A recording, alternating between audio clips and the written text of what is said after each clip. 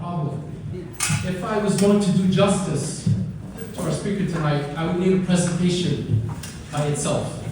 I'll try to keep it brief, and that's why I wrote a few words here. Welcome to St. Chadwick Church. I've been granted a special task to present to you our speaker for tonight. Let me start very simply with the obvious. Our speaker began his academic career as a student at the New Jersey Institute of Technology in the early 1980s. He received his bachelor's and master's in computer science, as well as his PhD in computer and information science, all from the GIT. I'll spare you the granular details, but will also note what you will already likely know, that he is a distinguished professor at NJIT. His faculty appointments are in two departments: informatics at the College of Computing and mathematical sciences at the College of Science and Liberal Arts. He also serves as NJIT's Venn and Clark Chair and as a member of the graduate faculty at Rutgers University. As an administrator, he served NJIT in various roles from director to chairperson to dean to provost and senior executive vice president.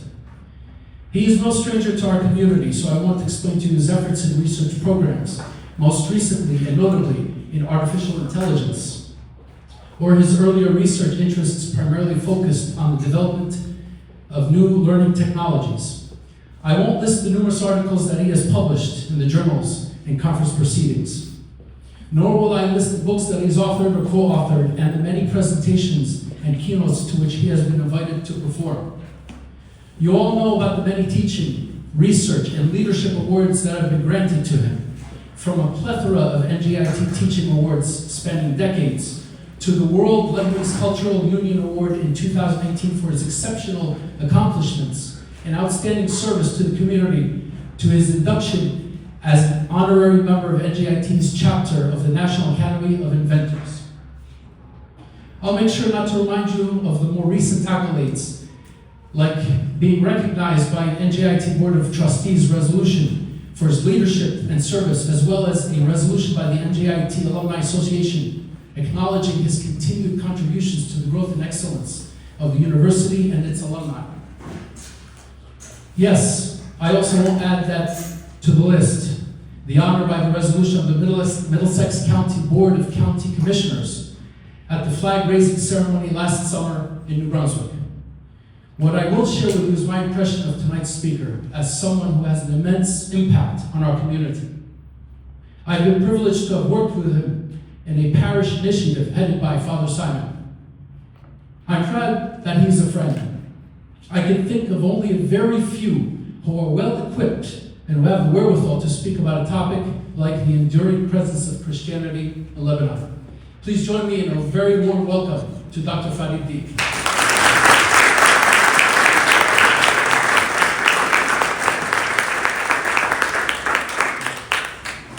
Thank you so much, Levin. This is on, right? And is this on? Can you hear me if I move a little? You can hear me, okay. I'm sorry. Yeah, this is on. So again, that was the presentation, right? Now we can take questions.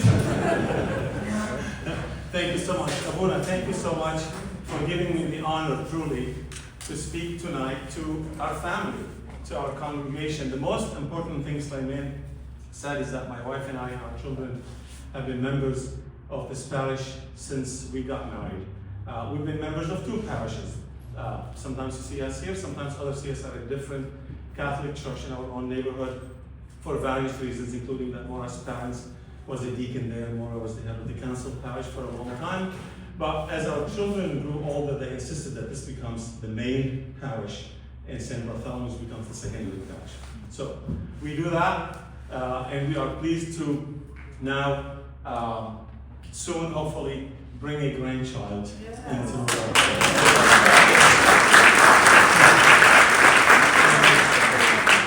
second son, Andrew, we haven't seen because he's been in various states studying and doing related things, but he's moved back to New York City working at a hospital there, so we're thrilled. So, Abuna, when we were having this conversation, the impetus for it was that one of us said, our children don't know their history. And many of us don't know our history, really, as Christians, as Lebanese Christians. And I think you know that if we don't know our history, we can't appreciate our present. And if we can't appreciate our present, we can't dream or have hopes for our future. So it's important for us, to the extent that it's possible, given these venues and how difficult it is to organize them, to talk about our history and what else might happen. It's an eventful history. I know that many cultures and many nations talk about their history with pride, and I know that we do too. And when we know it, or when we know it better, we will do so even with more pride and more interest. And we must pass it on to our children and grandchildren. This is, I think as of now, Abuna, I don't have a clicker, right? This is what I would click, correct? This is one of 3 such presentations, because our history is long. The history of Christianity in Lebanon, the endurance of Christianity in Lebanon is nearly, to round the numbers up, is 2,100 years. Let me say something else first. If someone wants me to slow down, well, there's a lot to cover. And I think I'll be telling you a story. When you tell someone a story, you don't want to dwell on things. You just want to get to the point. So I'm going to try to get to the point, but someone might want a clarification, or someone might want me to say something in Lebanese. I will. But I think, for the most part, especially because we have the youngsters here, I'll speak in English. So the first part covers the first 700 years of our history, from the Canaanites, our ancestors, to the Maronites. That's tonight. The next time we're here, and Abuna will let us know when that will be, we'll cover roughly the next 700. And that's from the Arab and Muslim conquests to our homeland through the Crusades. And the last time on this topic that we are here, we'll cover the last 700. 700 times 3 is 2,100, that's what I was talking about. That will be from, sadly, more Muslim conquests in Lebanon, the Mamluks, through modern Lebanon, going through, obviously, the Ottomans, going through hunger in the mountains, going through immigration, getting to us, this community and other communities like us outside of Lebanon. And so this is part 1. We will have 4 parts today. Part 1 covers Lebanon through the ages. We won't dwell on this because this is only for context. We need to know this background so we can get to really what we want to talk about. We'll talk about the culture and religions that were in Lebanon, or Lebanon's predecessor, the land that was there. We're going to get to it. And then we'll talk a little bit about the religion then and the religion that arrived, which is Christianity, very peacefully, and how and why our ancestors very quickly adopted it. But first, just some very quick terminologies. You're going to hear names of places, names of people. You're going to hear too many dates. And those dates are, in fact, in 2 different calendars. And there are many calendars in the world, many still in use, many are not. Some are solar, like what we use now. Some are lunar, like other religions, for example, use. Some are a mix of the 2. But in this presentation, we'll deal with 2 calendars. In the next presentation, I might mention something about a 3rd calendar, because we'll be talking about Islam and its impact on Christianity in Lebanon. But throughout the 3 presentations, we'll stick to the older calendar, which was, if you look over there, anything to your left, which was before the birth of Christ. That's what BC means, before Christ. And then we will talk about what happened from there and on, which will be AD. AD, the longer terminology is in the year of our Lord Jesus Christ. Since the birth of Jesus Christ, it's abbreviated to Anno Domini, which is AD. Now, historians disagree on so many things we're going to talk about. And we're going to stick to history. I'm not a theologian. Abuna is here to correct me if I make a mistake or help me explain something that has to do with theology. I'm not a historian, but I'm very interested in this history. And I should be able to address anything that is on your mind. And so when historians disagree, whether it's on religion or just dates, I'll go with what is referenced and cited the most. When it's about theology, I'll side with the Maronites. I'm not a Maronite myself, But this conversation is primarily about the Maronites. When we talk about the impact of Christians in Lebanon, we're talking about Maronites. So when there is a difference in opinion, it will be the Maronites who will win. Now, I want to mention something about year zero, because of these confusions as to really exactly when was Jesus born. It's very hard to carbon date that. So we picked year zero. So Jesus was crucified in year 33, right? And that would be a reference point that is close enough to when, in reality, Jesus was born. We're lucky, though, that some history is not disputed. The history of the land that our ancestors grew up on is very, very old and is mentioned in books, specifically in the Old Testament and the New Testament, but also on some clay tablets, for example. Canaan, which is the predecessor of Lebanon, is mentioned on tablets that were found in Mesopotamia, today's Iraq. So Phoenicia is actually a synonym to Canaan. The land of Canaan is the same as Phoenicia. We can pick and choose. The Greeks, who were very influential in that part of the world at the time, called us Phoenicians. And the name, well, we'll get to the name in 1 second. I'll show you where the name comes from. But for you to visualize this from a map point of view, this is the land of Canaan. If you look here at this bend to your left, the lower end of this map here, you know that you're somewhat around Egypt, right? And if you look at the very top of this map, you know that you're close to Syria, possibly even some borders at some point or another in history, Turkey. If you want to see what the land of Canaan looks like today, look on your right. The countries that evolved from the land of Canaan are essentially four with some territories. Let's say the coast was split between Israel, Lebanon, and smaller part Syria, and on the eastern side between Jordan and Syria. This is the land of Canaan as it looks today. So the Canaanites, and this is the part that I want to go fast because it's just there for context. So the Canaanites, who were known as Phoenicians, the Phoenicians got their name from the Greek. Phoenix basically is a mythical bird. It has red, golden, and purple feathers. And the Phoenicians at the time were very known for having discovered a certain color that nobody else had. A very rare shell, the murex shell, and they exploited that because it was a very nice, look at them dyeing these things. The royals loved this color, right? And that's why the clergy still like this color today. And so they were able to actually capitalize on this. The Phoenicians loved to make money. They were merchants, basically. They were traders. So what did they sell? The things that we still sell today, right? Unfortunately, we don't have the textile industry anymore in Lebanon. We still sell olive oil. We still sell wine.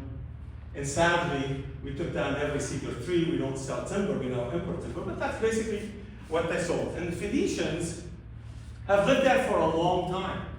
Really long time.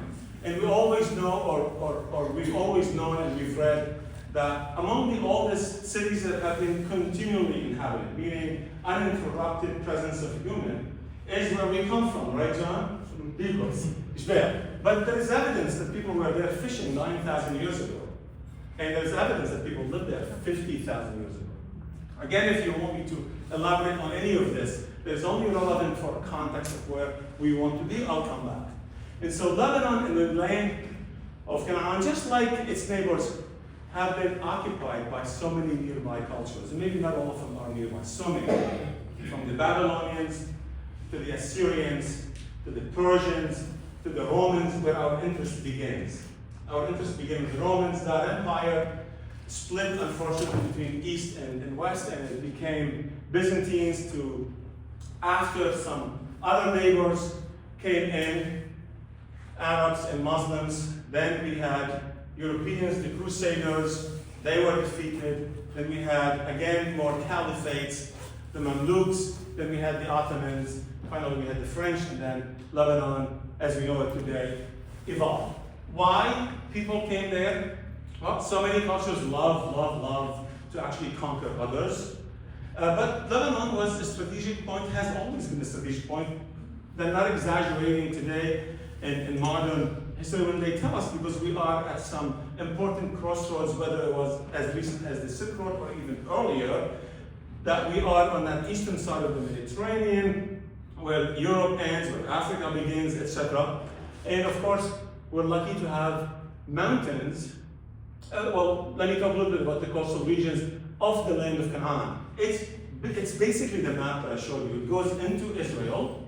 It starts at Mount Carmel, and it goes all the way up to a river that is today, the end of it is in Turkey. It begins بالهرمن بلبنان أي نهر؟ نهر العاصي, among the few that actually goes up north, right? Everything else goes down to the Mediterranean, among the few that goes up north through all of northern Syria into Turkey, from Turkey into the Mediterranean. In the mountains, from Mount Hermon, which is where a bunch of countries, say Lebanon, Syria, Jordan, Israel, come together all the way to today's Hama. Lebo Hamath is today's Hama in Syria. And that's where people would retreat. That's where our ancestors retreated, because of the rugged terrain, and of course because of the valiant people that lived there, the brave people that lived there and fought to hold on to whatever it is they wanted to hold on. In our case, it was their faith. The Phoenicians colonized too, right? Because we don't want to say bad things about others, but the Phoenicians did it very peacefully. They weren't interested in arms. They didn't go with an army. They went with goods. And they said, look, this is not like today, right? If you order something, I can't give you next day delivery. If you want my olive oil, it better be here. Make it post here and put my stuff here, so when you want it, you come here and you get it. And so they were all over the place. If you look at the Mediterranean basin in the middle, this is the Mediterranean basin, and the purple shows you where the Phoenicians went. They were on both the Western European side, and they were on our side, the eastern side, which is that small strip of Asia, Turkey, Syria, Lebanon, and then North Africa. But they did so peacefully. I am not defending, I am reporting on history, because we don't hear about battles that the Phoenicians had, right? We know that they conquered the world with their vessels. That's what the Phoenicians did. And the Phoenicians, who were living at that point in the land of Canaan, like everybody else around them, they were pagans at the time, until the 1st century AD, after Christ. They worshiped gods. They worshiped anything that seemed mighty and scary, and possibly maybe in some way or another helpful to them. The sun, which could burn them. The moon can help them, right? All kinds of gods they worship. But they very quickly developed affinity to Christianity. I'm going to talk about this. That's how it all began in Lebanon. And their language very quickly also gave way. They left the Phoenician language, which is a Semitic language like Hebrew, for example, very much so like Hebrew, like Aramaic, and adopted the Syriac language that many still speak it. There are all kinds of reasons why the Phoenicians, one, accepted Christianity, and two, those who didn't accept it were perfectly fine living with their Christian neighbors. They did not fight over religion. Because one, they were peaceful, but also in their beliefs, in their paganism belief, the Phoenicians believed in many things Christianity was about. For example, they believed in sacrifice. A god, a Phoenician god, ill after his death, Cronus before his death, sacrificed his children just like God sent his own only son and sacrificed him for us, our sins, to redeem us. Cronus did it for himself, to stay on the crown. But the concept of sacrifice was accepted, was not foreign to them. The concept of resurrection, a little bit up from where John's ancestors come from, Fatri, Adonis fought with the boar, right? Adonis died there, right? And his blood went into the streams and ended up in Lebanon, right? And it looked very murky, it looked brownish, right? And so on. That was Adonis. It's a myth, right? But then the spring came, flowers and clear water and all that stuff. And so that was resurrection. That's why the Phoenicians, or at least some reasons why the Phoenicians were, yeah, this is okay, we believe in some of these things, we're not going to fight it.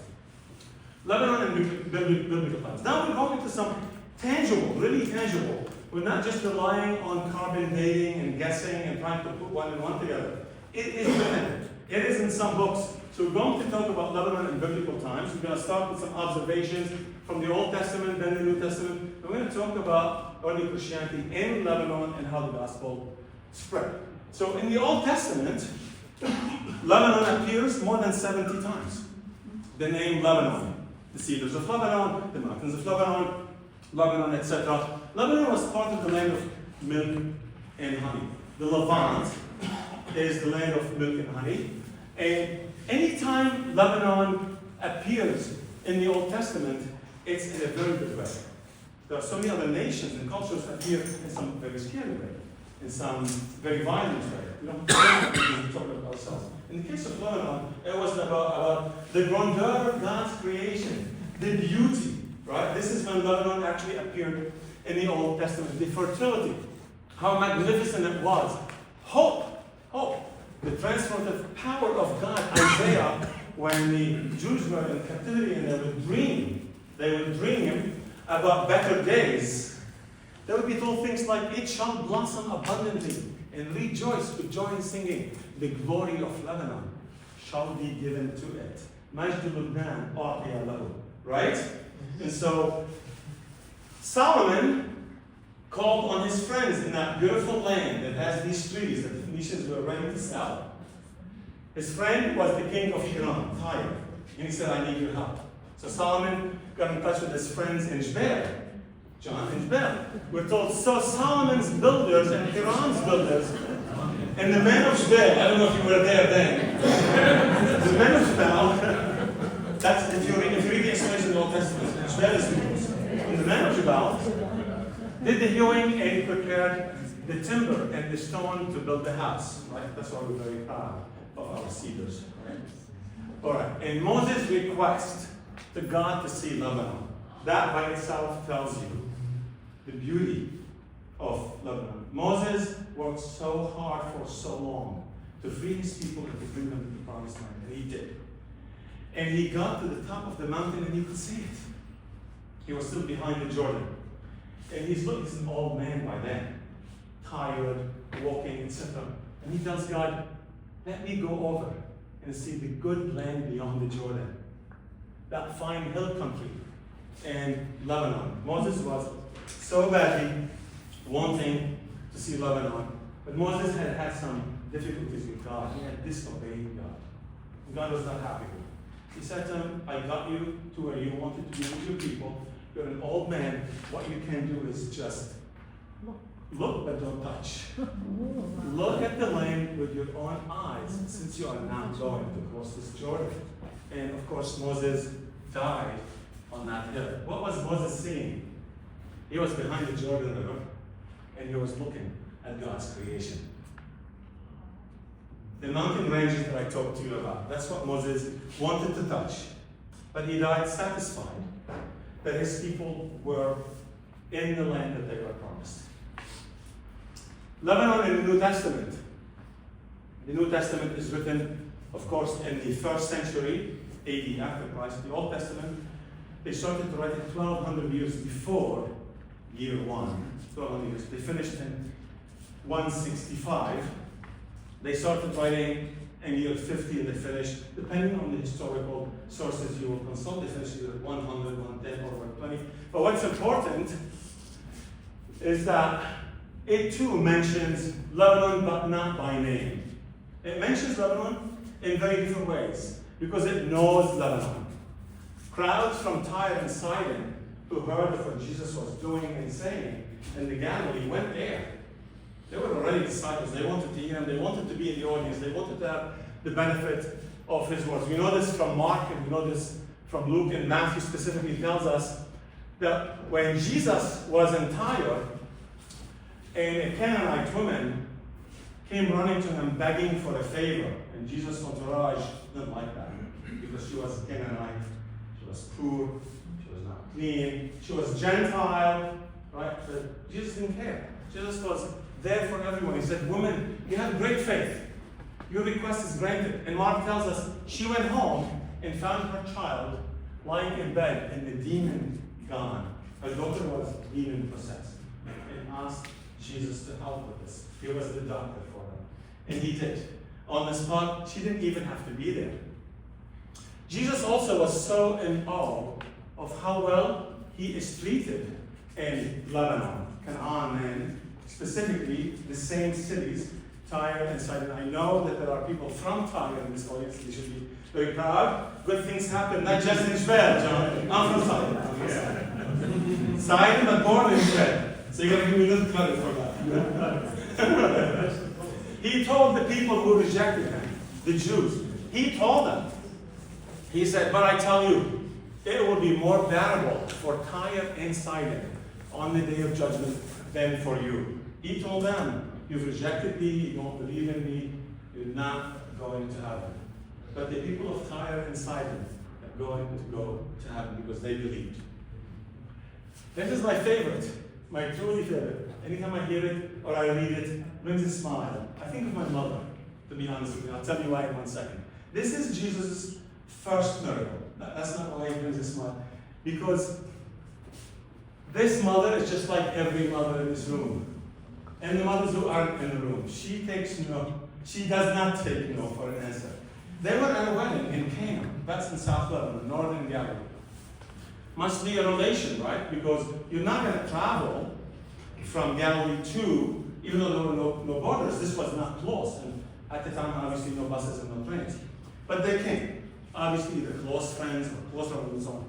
And when they were at the wedding, Mary came over looking for Jesus and she said, they have no more wine. What an embarrassment. What are they going to do? Right? Can you imagine Mary doing this? Yes, don't look at me. I'm looking at you. He said, my hour has not come.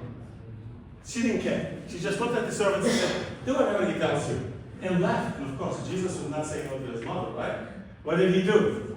He said to the servants, now, draw some out, the water, right? He asked them to fill the jars. Draw some out and take it to the master of the banquet. The master of the banquet is not necessarily the father of the bridegroom, but is someone important to the family, and they assign that important task to him.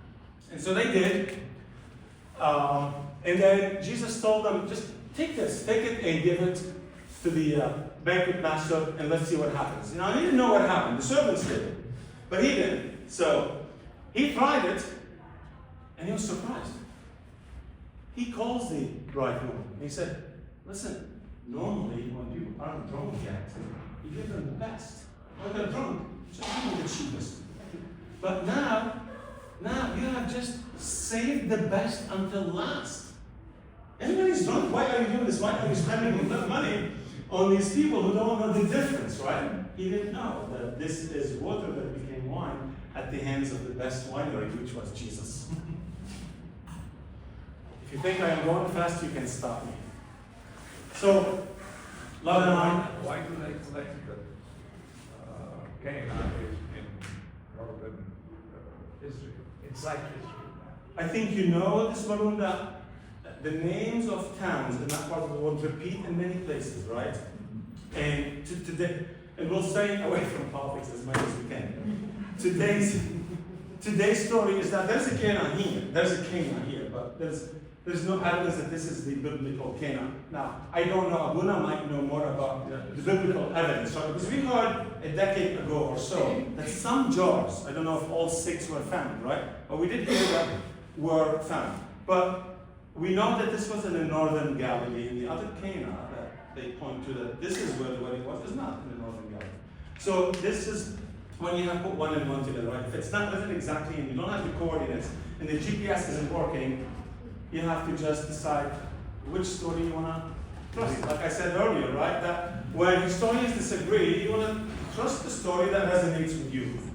And so this is a story that resonates with us. There is no difference. These boundaries are man-made. We all know that. So if it was a couple of kilometers below or above, it's not important. What's important is that Jesus listened to his mother and did something he wasn't yet planning to do. And we think it happened in Lebanon. And it was about water becoming wine. That's even better. Everybody was happy. They were dancing. You know how these weddings are. Whether it was in Lebanon or whether it was in today's Israel. So, but more happened. This wasn't sufficient for Lebanon, for our ancestors in Lebanon and also in the surrounding area to accept Christianity. Something else happened. Actually, quite a bit of things happened. Let's talk about this one. I think we all know, or we hear when Abuna reads from the Gospel, that Jesus, these are essentially his last words. He says, therefore go and make disciples of all nations. Baptize them in the name of the Father, and of the Son, and of the Holy Spirit. And many people have taken him up on this, right? Many people. Then, today, Abuna continues to do it. We'd like to think that some of us, in one way or another, by our actions, etc., do that. But one special person did it out of conviction. Apostle Paul. Paul is responsible for the largest spread of Christianity from what we call today Lebanon, all the way to where we will be later on in this presentation in Asia Minor, specifically the Antioch area. But even more, he wanted to also convert pagans, Gentiles, specifically Gentiles, to Christianity. Paul made 4 trips dedicated specifically to spreading the word. And these, you can see these trips in the color. If you look at the colors, the white, the yellow, the blue, and the red, and if you look at the map that is roughly equivalent to today's Lebanon, you see that Paul was quite a bit in our neighborhood. And we know that from the Acts. We know that from the Acts of the Apostles, where Paul is the central character, that he actually came there and he made friends on some of the trips, including one very difficult trip when Paul was a prisoner with Romans transporting him to Rome, and he asked for a favor, that on the way he would stay, or he would stop and say hello to his friends, the Christian friends in Lebanon. And they, in fact, allowed him this is from Acts, this is real history, documented, right? In the New Testament. Entire Paul stayed with the disciples the first time, urged to avoid Jerusalem. Of course, they didn't want him to go back because they were persecuted, right? They were persecuted everywhere they went. The Romans didn't want the Christians. And the Jews didn't want the Christians. Really, no one at the time wanted Christians. And Simon Paul visited Christians while being transported to Rome, and he stayed with them. St. Paul is who we know ourselves, but he was Saul. Paul was a Pharisee. He was a Jew that hated Christians. Actually, he was persecuting them. He was killing them. But one day, on a mission, on the road to Damascus, Paul having to deal with some Christians, and something happened, an experience with Jesus, who appeared and had a conversation with Paul, at the time was Saul. And that experience with Jesus got Saul to seek baptism, to become Christian, and to preach the gospel as he was asked by Jesus and agreed to the Gentiles.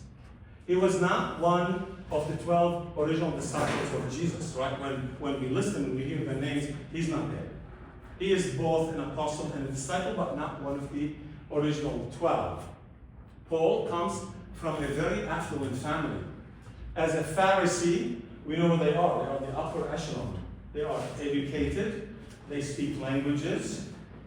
But they had some beliefs as well themselves that resonate, or the Christian beliefs to some extent resonated with them, but nonetheless, they were Jews.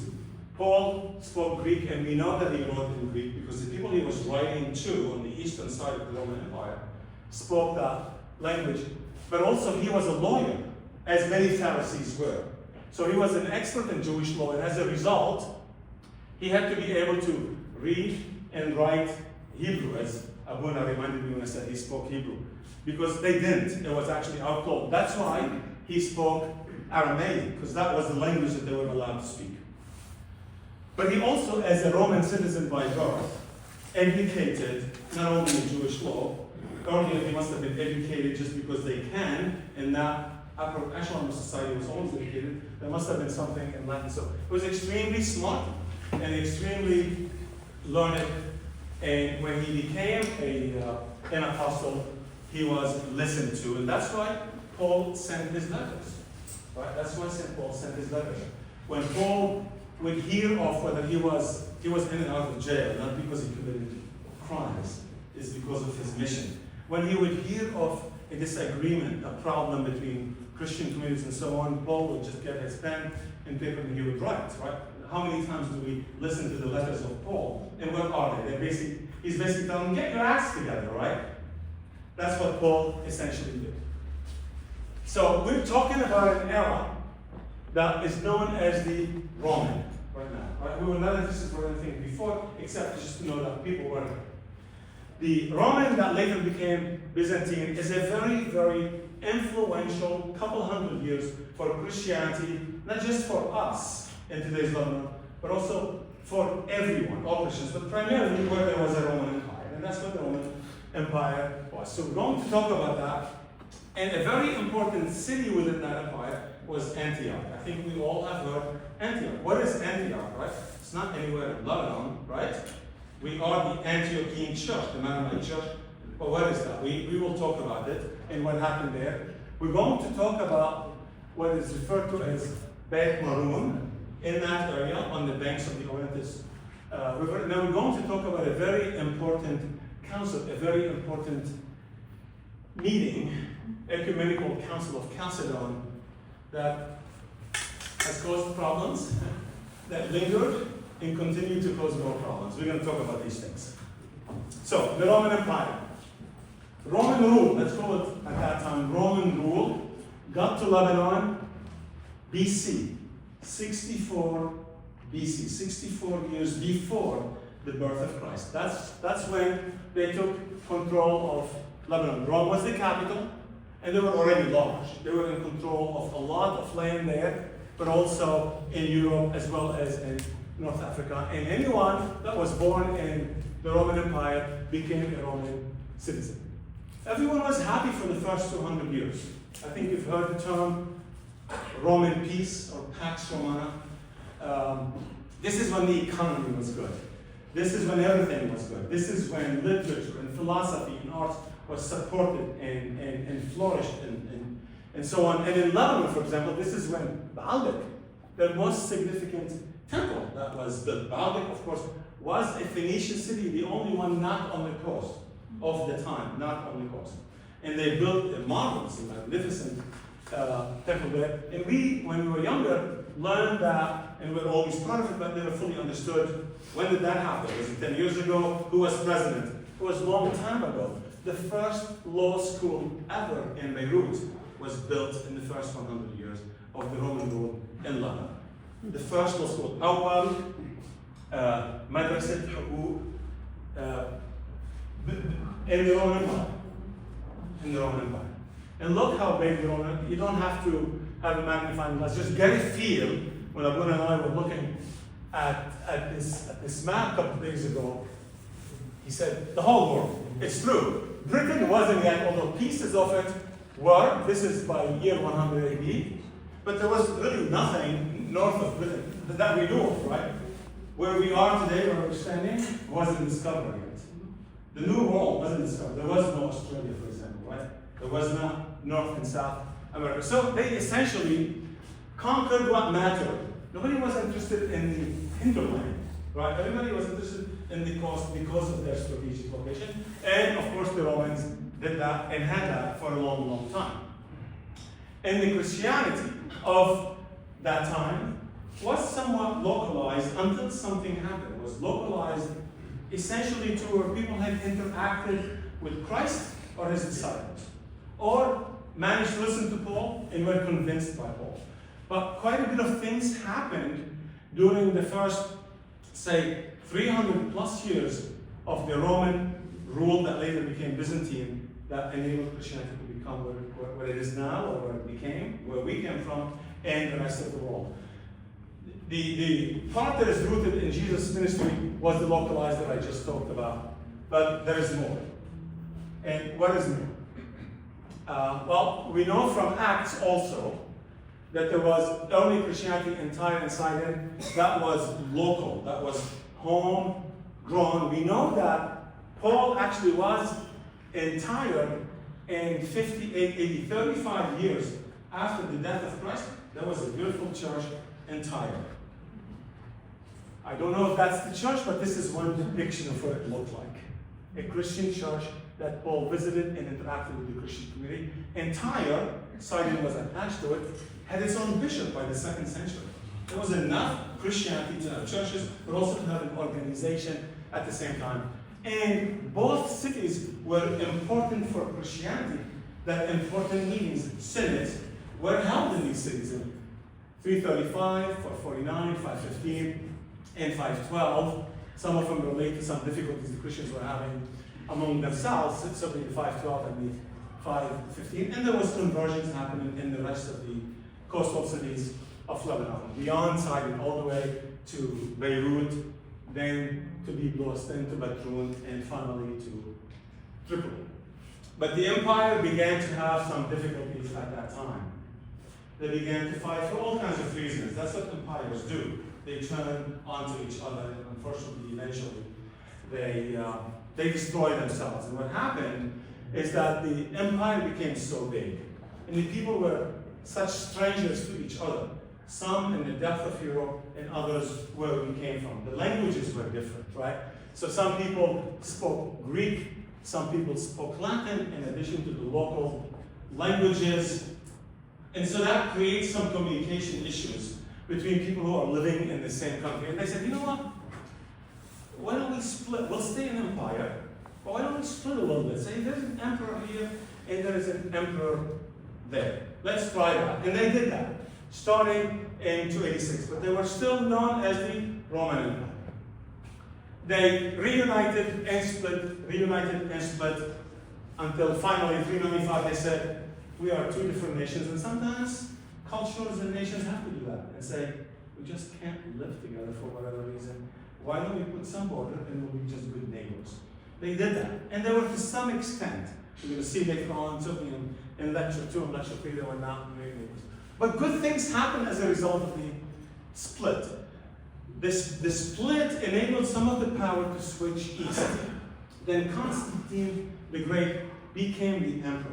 Before the final split, he became the emperor of what eventually became the Byzantine Empire. But what happened is that he and his mother, Helen, we all know the story of Helen, right? In Search of the Cross and other things. He and Helen, at least on paper, converted to Christianity in 312. Some historians say they actually had done that before secretly, but it was announced in 312. And then in 313, he said, the emperor, I recognize Christianity. You don't have to hide anymore. You won't be thrown to the walls anymore. You don't go to jail anymore. It is not a crime to be Christian. You want to be pagan, that's fine. But Christianity is also accepted here. And then his followers in 380 went even further. He said, we ban paganism here. Our nation is actually Christian. That is the official religion of our empire. That is one of the main reasons. In addition to Paul and the good work that Paul and Barnabas and Peter and many others did, the significant work, as Mora reminds me, that the first time it took off is when Paul told everybody, don't fear, there'll be no more circumcision. You could just be Christian if you want to. Because before that, you couldn't become Christian unless you first became a Jew. Right? So, next is the Western Empire ends, but the Eastern Empire lasts. The Eastern Empire is the half that we come from. By then, let's say by the 5th century, Christianity was essentially everywhere in the empire. There were 5, what they are referred to as 5 founding churches. Some make sense to you, right? Rome was the empire. So that was in the 1st century, and it was the only one in the West. There was Alexandria, and there was Antioch. Now we're introducing Antioch. I want to keep me on time if you don't mind. There was Antioch. In the 4th century, something happened, right? On our side, they moved the capital to Byzantium and renamed it Constantinople, right? Constantine did that, and so that became a very important, really became equal, let's say it was equal to Rome. Although nobody was at the time, Rome was always first among equal, and finally Jerusalem in the 5th century. Each one had a bishop, and the languages were still, of course, Greek in some place and Latin in the other one. At the same time, what was happening locally where we come from during that time At the same time, well, there was some kind of religious community evolving in what was Phoenicia, or that portion of Canaan, that began to be referred to as Lebanon. Look at this map. If this is essentially the map of Phoenicia, still quite a bit of no borders. You know, they have them in very faint line here where you see Lebanon at the top. It started to take some shape, some form of a nation, Jordan, Syria, etc. Syria was a generic term for Bilad Sham, for the Levant, basically. It wasn't quite a nation yet. There were some differences. I'm missing an F, and differences, I think so far that's the only misspelling. Among the Christian community, not locally, really at the higher level, say at the founding churches, but Aramaic was taking off because the mountain was attracting Aramaic-speaking people. We're going to see why in 1 second. The coast continued to be Greek because of its history, because of the Byzantines being concerned and interested really mostly in those cities. And territory was carved out later on became Lebanon. Also at the same time, somewhere else, to the north of us, to the north of where we come from, right, there's a portion that is Syria. And above that, there is Turkey. Then there were no boundaries in Turkey, as we know today, didn't exist. It was Asia Minor. There was a very important city called Antioch. And in that area of Antioch, there was a monk, a Christian person by the name Maroon. He was born in 350. I'm sorry. Yes, Maroon. And died roughly around 110. I say roughly because people said maybe. Abu told me for a while, most historians books say it was not clear when, so I said approximately. For then he was Syriac, that's the language that they spoke. He was from Antioch, he was a monk.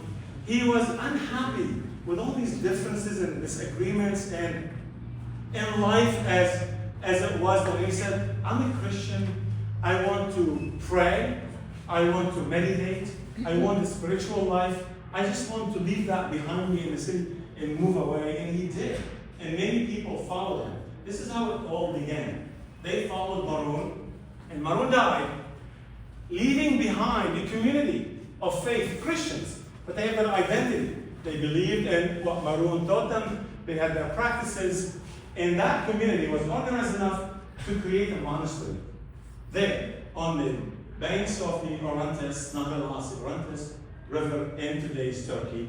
In 452, with the help of the emperor that was very impressed by Maroon. So, what about Antioch? Antioch of Syria, as it was called. Remember, there was no country, it was a geographic part. And we won't get into politics, it's just simply history. It was just like Lebanon. It was just a little bit above, say, Beirut, or above Beirut, or above Tripoli. It was a very important city. And as a result, people would just flock to it. It was very important in commerce. It was also very important in architecture and art, and all kinds of people. Just like any metropolitan city that we know today, all kinds of people flock to it for all kinds of reasons. And so as a result, you have the Greeks, the Romans, the Jews, the Syriacs, and so on. And in fact, it's credited with something special. We know from Acts, when he found him, I think Abuna as Barnabas found Paul. When he found him, he brought him to Antioch. Right? Barnabas brought Paul to Antioch.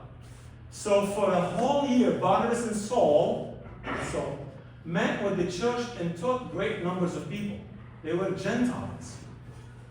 They wanted to convert them to Christianity peacefully. The disciples were called Christians first at Antioch. The first reference to Christians. Right? Jesus didn't say, all of you who love me and heard me and believed in me, you're called Christians now, no more Jews or whatever it is. He didn't say that. They were called, the first time they were called Christians was in Antioch at the hands of, or because of the work of Paul. That's why I said it is very influential, his work, his efforts to Christianity as we know it. And so remember the five churches, Patriarch of Antioch governed the Christians in that part of the geography. Lebanon was part of it. Remember, Jerusalem hadn't yet existed as a founding church. So we needed, now like we say, marja'iyya, right? We needed a headquarters. It was in Antioch, and it was, still is, the closest geographically. If you map it, it's still a couple kilometers closer than Jerusalem, to say the center of Lebanon today. And that's its map. So you see that blue line above Damascus that is going up? That's the river, that's the Orontes River. From Hermon, the rest of Lebanon, northern Syria, into Turkey, and makes it turn and drops all the water out of its mouth into the Mediterranean Sea. That was, in case you're wondering geographically where is Antioch, and you see Cyprus to the left of that land. Also at the same time, a very important meeting was called by the emperor, who was having difficulties among his community. He had a certain mindset about something, and others were disagreeing. He wanted to try to do this peacefully. It had been discussed at an earlier meeting, earlier council, but it was still causing some issues, some problems, some differences. He said, why don't we meet in Chalcedon, in Asia Minor, and discuss these issues? At the heart of these issues was what we call the nature of Christ. What is the nature of Christ? I know that there are in this room people who may not be, say, Catholic, right? May not be Mennonite also, from other denominations. I'm not getting into what is right or what is wrong. I'm simply saying what were the differences, okay? So there was those who thought, like us, say in this church, that there are two distinct natures in one person. Dio means two distinct natures. In one person, but they are two distinct, notice the underline. But others said that these natures are actually solely divine. So they discounted human in a way depriving Jesus of a very important nature, his humanity. Yet a different group says it's undivided union. You can't think of it in terms of natures. It's an undivided union of divine in nature and not two distinct. The decision was what the emperor wanted, right? But also, maybe for us, what makes sense, and what we live in today. It was affirmed that Jesus is fully human and fully divine. One person and two natures. And they said, let's also resolve another problem. Christine, that should be interesting to you, right? Let's resolve another problem. Mary is mother of God. It's not just mother of Jesus. You can't separate them. Mary is Theotokos, not Christokos. She's God bearer. And let's also affirm one thing. Let's throw in, we just recited in Nicene Church, right? There was a time when and the Son, who was the Father, the first one, who proceeds from the Father and the Son. It didn't have the and the Son. Who proceeds from the Father. The Father had a little bit of a step up, right? They added that the Father and the Son are undivided. Who with the Father and the Son is adored and glorified, who has spoken through prophets, etc. You know that. I won't get, unless Abuna wants to say more about this. That's theology that I said I won't get into it. What did that do?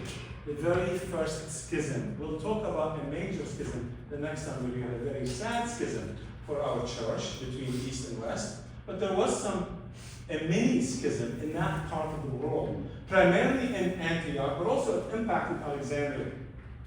And that schism essentially led to eventually having the Antiochian Orthodox, we didn't yet have Maronites, but who became Maronites on one side, and then having the Syriac Orthodox, and the Armenian Apostolic, who are Orthodox, and the Coptic Orthodox, who are now known as the Oriental Orthodox Christians, other than the Greek Orthodox that report to Constantinople. They became two factions within that part of the world, disagreeing over the things that I just talked about that was discussed at Chalcedon. That caused a lot of problems, especially for the Maronites, who were living there, who took a side, the side that went on, right? Two distinct natures in one person. It caused them a lot of problems. So we're going to talk about how they kept the faith despite everything that happened, and how they were bold to take matters into their own hands, and then how they said, pack up. We're going somewhere else where we are going to be able to defend ourselves and stand up to whomever, whether they were Byzantines or others. So, this monastic community became a church. And by the 5th century, they were already very strong. They had their own presence. They had their own visibility in Antioch and elsewhere. Even before that bold move and before the action that they took, we had Maronites in Mount Lebanon, or let's call it in the mountains of Lebanon. Because Maroon's disciples were already walking around telling people about Christianity and what they learned from Maroon in Lebanon and other areas of the empire. There was a lot of challenges after 451 Council of Chalcedon, let's call it oppression, by fellow Christians, by other Byzantines over these difficulties and disagreements that Abun and I were having this conversation that really boiled down to issues of translation. That's what they boiled down, issues of translation that caused so much heartache for so many people. To the point that in 517, fellow Christians, their neighbors, just like we've seen in modern history, attacked the Maimonites monastery and killed 350. And we celebrate and remember those martyrs in the church every year in the Mass, in Afania. And so they saw in front of them what is happening in the Antioch church. In 512, one group said, we're taking our own. We are the Syriac Orthodox from Antioch, but we don't report to this patriarch. If you look at the list of patriarchs from Antioch, you see that there's a branch in 512. You look again, a couple years after, there's a branch in 518. These are the Antiochian Orthodox that later became Greek Orthodox because they aligned with Constantinople. And sadly, about that time, starting after the death of Muhammad, he died in 632, there was all kinds of challenges faced by all Christians, let's say, in the empire, but also faced by Christians that later will become Maronites who had a counterpart, right? People, same beliefs, same culture, etc. And Mount Lebanon. The Emperor Justinian basically was becoming a little bit concerned about the organization that the Maronites had, because his predecessors were supporters, but not until they started to show a certain force. They started to show many monasteries, they started to show many clergy, they started to show many followers. That threatens anyone in power. We heard 2 weeks ago, I want to talk about people in power and how they behave, right? And so they were paranoid about what's happening, and they did not like it. They wanted to put an end to it. They did not want it to continue to grow. And they were being threatened by the Muslim conquest coming up from Arabia. By 637, Antioch fell, not the entire empire. And so Justinian, who was a kid, he assumed his role at the age of 16. So Justinian was told, if you help us put down some of these headaches that we have, including these people in Mount Lebanon, by then they were referred to as the Marada, we are going to give you Armenia. Any Armenians in the room? We are going to give you Cyprus, right? We're going to give you, you still are going to be important, even though we've conquered you. Let's make it good. We're going to collect taxes. We're going to split it in half. And so Justinian sided with the invading forces from Arabia against fellow Byzantines and other neighbors who actually were Christian.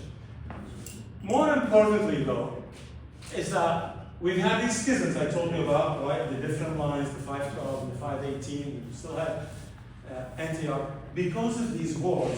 And the Persians never went away. They lost to the Greeks, but they still had power here and there. And once in a while they would attack the Romans. And so they were fending off so many things, and they had the Maronite storybook, or the Maronite at the time. And because of all that, Antioch couldn't elect a bishop, the patriarch, who died at the hands of fellow Antiochians, at least history books tell us, Jews who were concerned that they may be converted forcefully, which was not so. But you know how rumors start, right? He died and they couldn't elect another patriarch. And so, what happened? These feisty, valiant people that I talked about, they said, we'll take matters into our own hands. These bishops, the followers of Maroon, said, we will have a patriarch. We will have a leader. We need someone during these very difficult times. We're being attacked left and right. So they got together and elected their first Maronite patriarch, who by then had a formal identity but not an organization, right? The followers of Maroon. I said earlier, they were essentially in order. They had their own bishops. And Yohanna Maroon, according to history books, was the bishop of Tripoli in Israel. Some will say maybe not. But let's say we'll side with the Maronites on all these things. He was already one of these bishops, and his fellow bishops said, "You are our leader," and he was. And so a new church came into being. It caused them some difficulties with their fellow Greeks, with the Byzantines who went the Greek Orthodox way, because the Maronites, they didn't have that name then, they didn't have the church, went with them. And now a portion of them said in 1685, oh, we'll make our own line. And they had their first formal communication with Rome. Historians disagree as to what we can call it. Some say they got support from Rome, some say they just had some discussions, because the reason why this is very plausible, because Sergius I, who was Pope at the time, he was born in Sicily, Italy, but his parents were Antiochian. So he kept in touch with what's happening with the church of Antioch. And so there was what I would call the first communication on the road to eventually, we'll talk about this in lecture 2 and 3, on the road to full communion with Rome. But at the time, it was not. And so sadly for the church of Antioch, united, created by Peter in 34 AD, is now split into 3 branches. I've already said them in the interest of time. I'll go to the next one. But the most important thing is that by the end of the 7th century, the attacks by Byzantines continued over faith, right? Over credo. That never stopped. Now there's persecution over the patriarch's election. Now the Arabs invading, the Muslims destroyed the main monastery, Beit Maroon, and every other monastery in that area. And the Maronites said, we gotta take action. We need to ensure our safety, our freedom. And they said, hey, we have friends, we have neighbors, we have people who are like us, people who listen to us, who actually converted and became in the same faith as ours.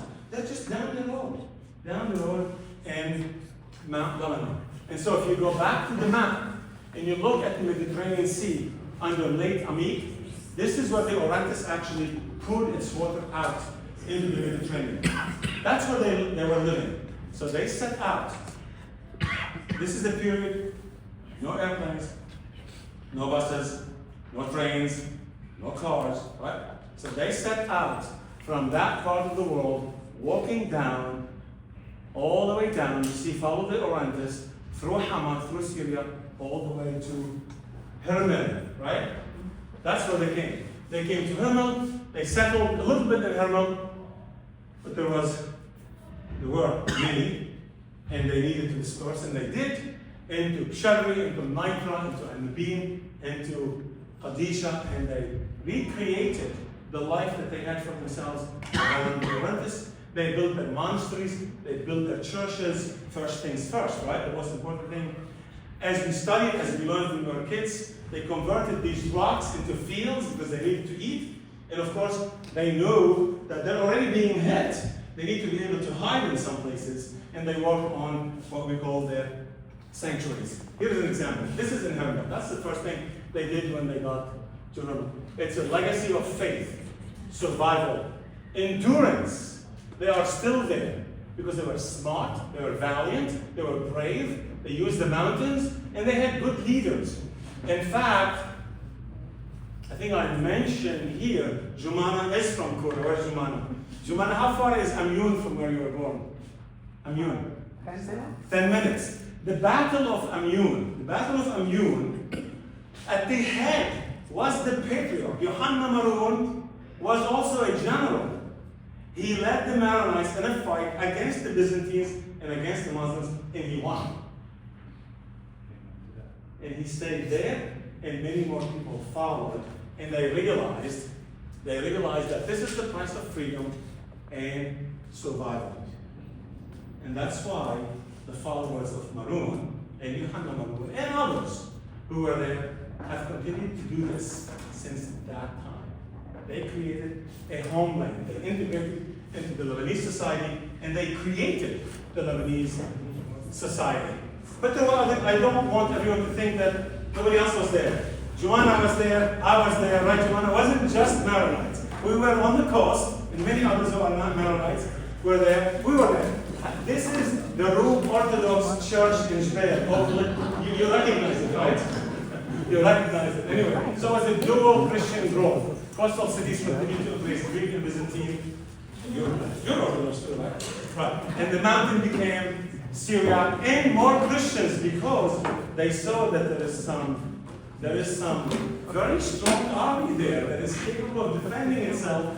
And you know what? More Arab invasions is on the way, and we need to defend ourselves.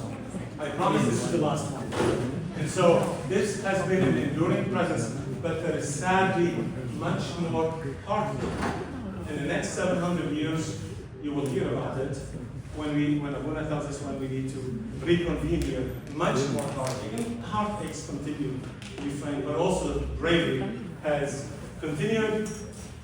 After Muhammad's death, a lot happened, a prolonged Muslim occupation, more schisms, Crusaders came, people were able to breathe a little bit, but then more caliphates, more migration, leaving Lebanon, right? The first Christian left Lebanon in 1854.